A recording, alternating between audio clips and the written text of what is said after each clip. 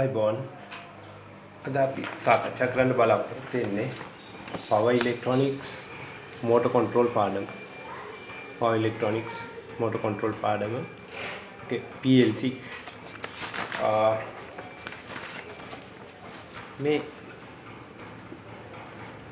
මේ විෂය යටතේ අපිට පළමුවෙන් ඉගෙන ගන්න තියෙන්නේ තයිරිස්ටර්.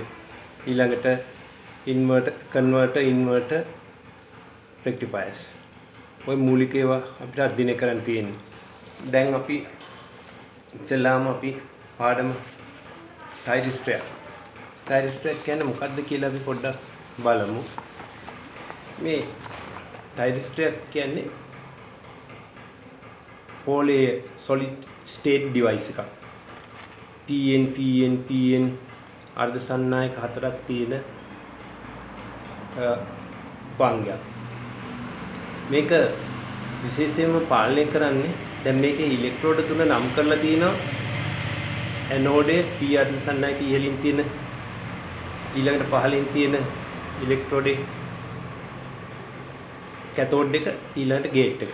ওই විදිහට ඉලෙක්ට්‍රෝඩ තුනයි තියෙන්නේ. ඒ තුන. ඒකේ සංකේතය ඊළඟට පෙන්වලා තියෙන සංකේතය නිරූපණය කරලා තියෙනවා. දැන් මේකේ වැදගත්ම ඉන්නේ මේකේ සංදි තුනක් තියෙනවා J1, J2, J3. දැන් මේක ඇත්තටම කන්ට්‍රෝල් කරන්න පුළුවන් ගේට් එකට ධාරාවක් දීලා වෝල්ටේජ් එකක් දීලා පාලනය කරන්න පුළුවන්. මේක බ්‍රේක් ඩවුන් ඩිවයිස් එකක් විදිහට හඳුන්වනවා. මොකද මේකේ ඇවලාන්ච් වේදනය ඩයෝඩ් පාඩමේදී ඉගෙනගෙන තියෙන ඇවලාන්ච් වේදනයක් කියන්නේ. එතකොට ඇවලාන්ච් වේදනය මෙතින්දි ප්‍රයෝජනට ගන්න. තයිරිස්ටරේ අවස්ථා දෙකයි තියෙන්නේ. ඕන් අවස්ථාවයි ඕෆ් අවස්ථාවයි. දැන් තයිරිස්ටර් පවුල ගත්තොත් ඒ පවුලටයි තියෙන SCR අහලා තියෙනවා SCR එක. SCR එක සිලිකන් කන්ට්‍රෝල් රෙක්ටිෆයර් එක. ඒකත් මේ තයිරිස්ටර් පවුලේ සමාජිකයි. ඊළඟට GTO gate turn over ඒ තයිරිස්ටර් විශාල ධාරා හැන්ඩල් කරන්න පුළුවන්. නෙගටිව් පල්ස් එකම පොසිටිව් පල්ස් එක දෙකම දෙන්න පුළුවන් ගේට් එකට. එතකොට ඒක on off කිරීම කරන්න පුළුවන්. ඊළඟට ඒ පවුලේ අනිත් සමාජිකව ඩයා, ට්‍රයා, UJT මේ ඔක්කොම motor control ඊළඟ මොඩියුල් හදාරනකොට ඉන්වර්ටර් කන්වර්ටර් සර්කිට්ස් වලට මේවා අවශ්‍ය වෙනවා. එතකොට මේක ඉතාමත් හොඳින් අධ්‍යයනය කිරීම වැදගත් වෙනවා. ඒ වගේම මේ පහලින් පෙන්වලා තියෙන්නේ තයිරිස්ටර් එක භෞතික පෙනුම. මේ මෙතනින් පෙන්වලා තියෙන්නේ තයිරිස්ටරේ සාමාන්‍ය ට්‍රාන්සිස්ටරයක් වගේ තයිරිස්ටර් ගේට් එක, ඇනෝඩ් එක, කැතෝඩ් එක ලකුණු කරලා තියෙන. ඊළඟට අනිත් රූප සටහන පෙන්වලා තියෙන්නේ පවර් තයිරිස්ටර් එක. පවර් තයිරිස්ටර් එක ඒකේ ස්ටඩ් එකක් චැසියකට සම්බන්ධ කරන්න පුළුවන්. ඒ තයිරිස්ටරේ පවර් තයිරිස්ටරයක් විදිහට අපිට කියන්න පුළුවන්. ඒකේ හීට් සිංක්ස් ලබා දෙන්න පුළුවන්. විශාල තයිරිස්ටර් ජලයෙන් උනත් සිසිල් කරන අවස්ථා තියෙනවා. මේ හීට් සිංක්ස් වලින් සිසිල් කිරීම කරනවා. එතකොට තයිරිස්ටරේ පිළිබඳව කරුණු ඕනෑම අර්ධ සන්නායක උපාංගයක් ගැන කරුණු අධ්‍යයනය කිරීම සඳහා ඉතාමත් වැදගත් වෙන්නේ. දැන් ඩයෝඩ් පිළිබඳ කරුණු අධ්‍යයනය කරන ට්‍රාන්සිස්ටර් හරි අපි ලාක්ෂණික වක්‍ර. එතකොට සාකච්ඡා කරා තයිරිස්ටරේ ලාක්ෂණික ගැනීම වඩාත් වරදායි වෙනවා තයිරිස්ටරේ පූර්ණ ක්‍රියාකාරීත්වය තේරුම් ගැනීමට. දැන් මේ පෙන්වුම් කරලා තියෙන තයිරිස්ටර් එක ලාක්ෂණික වක්‍රය. ওই ලාක්ෂණික වක්‍රේ හොඳින් හඳුනා ගන්න ඒකේ ෆෝවර්ඩ් වෝල්ටේජ් එක සඳහන් කරලා තියෙනවා. ෆෝවර්ඩ් ධාරාව IF විදියට, ෆෝවර්ඩ් වෝල්ටේජ් එක VF විදියට, රිවර්ස් වෝල්ටේජ් එක VR විදියට, රිවර්ස් කරන්ට් එක IR විදියට සඳහන් කරලා තියෙනවා. එතකොට මේ තයිරිස්ටරේ ලාක්ෂණික හැදෑරීමට ප්‍රථම අපි පොඩ්ඩක් මෙන්න මේ ගැන අවධානය පොඩ්ඩක් යොමු කරලා බලමු. දැන් තයිරිස්ටර් එක මේ රූප සටහනේ ගත්තාම තයිරිස්ටරේ ඉහළින්ම තියෙන ඒ කියන රූප සටහනේ බලන්න මේ තයිරිස්ටරේ මේ PN සංදි තුනක් තියෙනවා. J1, J2, J3. එතකොට මේ PN සංදි තුන මේ පළවෙනි රූප සටහන විදියට ඒ රූප සටහනේ P අර්ධසනායක ඉහළින් තියෙන එකට දීලා තියෙන ධන විභවය. එතකොට මේක ඒ ළඟ ආසන්න ඩයෝඩ් එකක් විදිහට සැලකුවොත් Pn එකේ මොකද වෙන්නේ? ඒක ෆෝවර්ඩ් බයස් වෙනවා. මොකද ඩයෝඩ් එක අපි දන්නවා ධන විභවය P අර්ධසනායක දුන්නොත් තමයි ෆෝවර්ඩ් බයස් වෙන්නේ. එතකොට ෆෝවර්ඩ් බයස් වෙනකොට J එක කියන සංදිය මේ J එක සංදිය මොකද වෙන්නේ? මේ ෆෝවර්ඩ් බයස් වෙනවා. ඒ වගේම යටින් තියෙන නෙගටිව් සප්ලයි එක දීලා තියෙන ඉඳන් ඍණ එකෙත් එන්න අර්ධසනාය ඍණ දීලා තියෙන ඉඳන් J3 සංදියත් රිවර්ස් බයස් වෙනවා. එතකොට එහෙමනම් අර මැදින් තියෙන J2 සංදිය ෆෝවර්ඩ් බයස් වෙනවා. මැදින් තියෙන J2 සංදිය රිවර්ස් බයස් වෙලා තියෙන්නේ. එතකොට මේක මේ අපි ලාක්ෂණිකයත් එක්ක සලකලා බැලුවොත් එහෙම ලාක්ෂණිකේ ඔයාලට පේනවා මෙන්න මෙතන මේ තියෙන මේ රූප සටහන ලාක්ෂණික ගැනීමේදී එතකොට මෙන්න මේ ලාක්ෂණිකේ ලැබෙන්නේ ඔය මේවා එකෙන්. දැන් මෙතෙන්දී ඊළඟට රිවර්ස් බයස් එකටත් අපි ඒ විදිහටම පොඩ්ඩක් බලමු කරුණු සාකච්ඡා කරලා. රිවර්ස් බයස් එකේදී මොකද වෙන්නේ? ඒකෙදී බැටරිය මාරු කරලා තියෙන ද්‍රව්‍යතාවය. මාරු කරලා තියෙනකොට මොකද වෙන්නේ?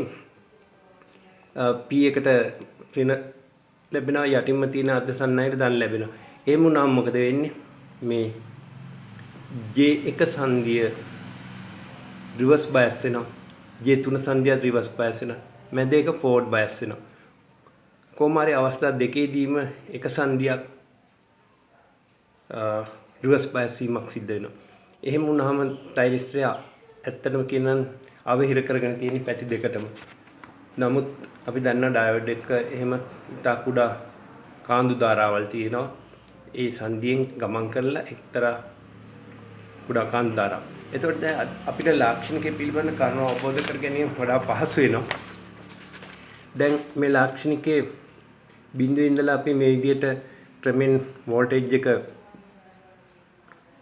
වැඩි කරගෙන යනවා. ෆෝවර්ඩ් වෝල්ටේජ් එක වැඩි කරලා යනකොට මොකද වෙන්නේ? එක්තරා අවස්ථාවකදී ෆෝවර්ඩ් වෝල්ටේජ් එක වැඩි කරනකොට එක්තරා අවස්ථාවකදී මේකේ අර ෆෝවර්ඩ් එකේදී කිව්වනේ අවහිර කරලා තියෙන්නේ J2 සංදිය කියලා. ඒ J2 සංදිය ඇවලාන්ච් බෙදෙන්නට වෙනවා, බ්‍රේක් ඩවුන් වෙනවා. එතකොට මොකද වෙන්නේ? මෙතන එකපාරට කරන්ට් එක යන්න ගන්නවා. ඒක පෙන්වලා තියෙනවා බ්‍රේක් ඕවර් වෝල්ටේජ් එක VBO. ඒ ඕනම ටයිරිස්ටර් එකක් ගේට් එක ඇත්තටම ගේට් එක විවෘතව තියෙන. ගේට් එකට කිසිම සප්ලයි එකක් දීලා නැහැ. ඉදිරිපස වෝල්ටේජ් එක්තරා සීමාවකට වැඩි කරලා යනකොට එක්තරා අවස්ථාවකදී වෝල්ටේජ් එක පරිම වෙනකොට BBO ඉක්මවල යනකොට මොකද වෙන්නේ? ටයිරිස්ටර් එක ඕන් වෙනවා. එහෙනම් එකපාරට මොකද වෙන්නේ? ධාරාව මේ විදිහට ධාරාව වැඩි වීම සිද්ධ වෙනවා. එතකොට ටයිරිස්ටර් එකේ ෆෝවර්ඩ් ලාක්ෂණිකයේ විදිහට තමයි අරන් තියෙන්නේ. ඊළඟ රිවර්ස් ලාක්ෂණිකයේ අර අපි කලින් සඳහන් කරපු එක විදිහට රිවර්ස් එකේදී මේ සංදි දෙකක් රිවර්ස් බයස් වෙන එක සංදියක් ෆෝවර්ඩ් බයස් වෙන. ඒ සංදිය මොකද වෙන්නේ? එතින්දී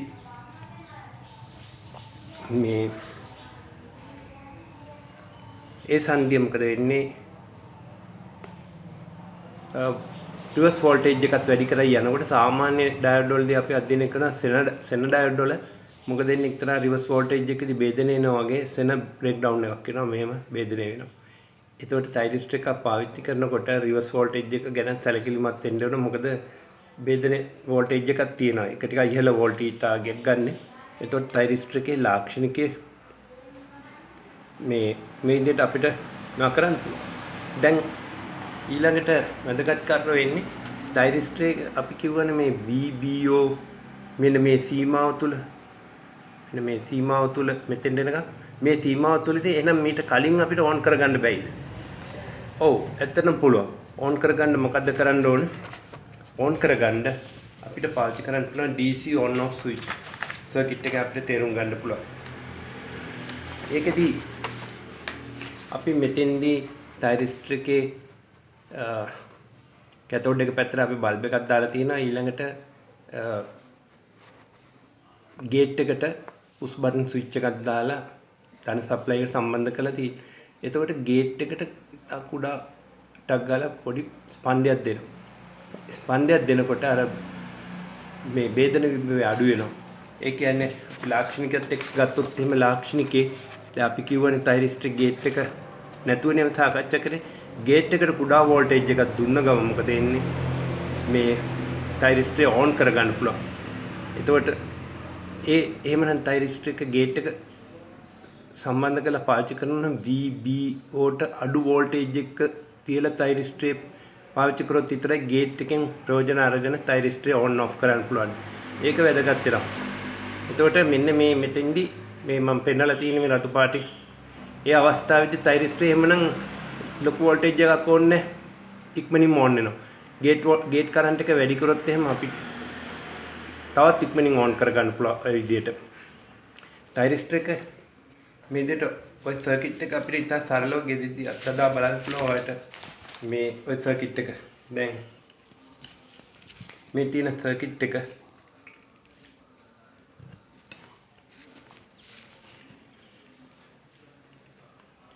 දැන් මේ DC on off circuit එක අපි මා කරලා තියෙන්නේ නිරූපණය කරලා තියෙන්නේ.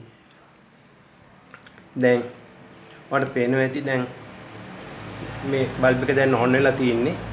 දැන් මේ දැන් සැපයුම දීලා තියෙන්නේ මෙතන තියෙන පුෂ් බටන් එකෙන් පොඩි පල්ස් එකක් දෙනවා. දැන් එහෙම දුන්නාම බල්බ් එක මොකද වෙන්නේ? පත්තු වෙනවා. දැන් මේක නතර කරගන්න බෑ. ආපහු එකපාරයි පුෂ් බටන් එක ඔබන්න ඕනේ. මේ තියෙන පුෂ් බටන් එක. මේක එකපාරයි. දැන් කොච්චර එබ්බුවත් ඔෆ් වෙන්නේ නැහැ. දිගටම ක්‍රියා කරමින් තියෙන්නේ. එහෙම නැත්නම් මේක DC on circuit එක. ඉතින් මේක ඔෆ් කරන්න නම් කරන්න වෙන්නේ මෙන්න මේ බල සැපයුම විසන්ධි කරන්න වෙනවා. මේක විසන්ධි කරොත් විතර බල්බ් එක ඔෆ් වෙන්නේ. දැන් විසන්ධි වෙනවා. දැන් ආපහු බල සැපයුම මේව සම්බන්ධ කරත් ඒ බල්බ් එක පත් වෙන්නේ නැහැ. දැන් එහෙමනම් මෙතෙන්දී ආයෙ නැවතවත් පල්ස් එකක් දෙන්න ඕන. පල්ස් එකක් දෙන්න ඕන. එහෙම වුණොත් විතරයි.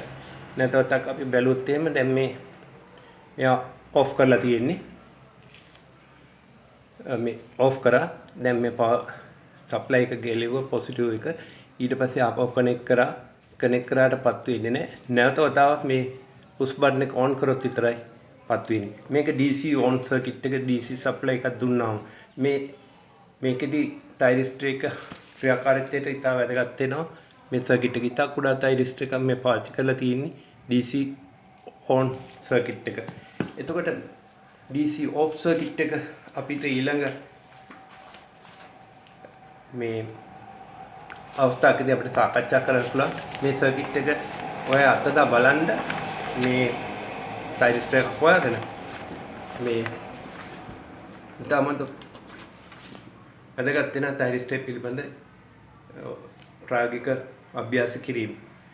එමනම් අද දැන් පාඩම අවසන් කරන අයබෝවන්.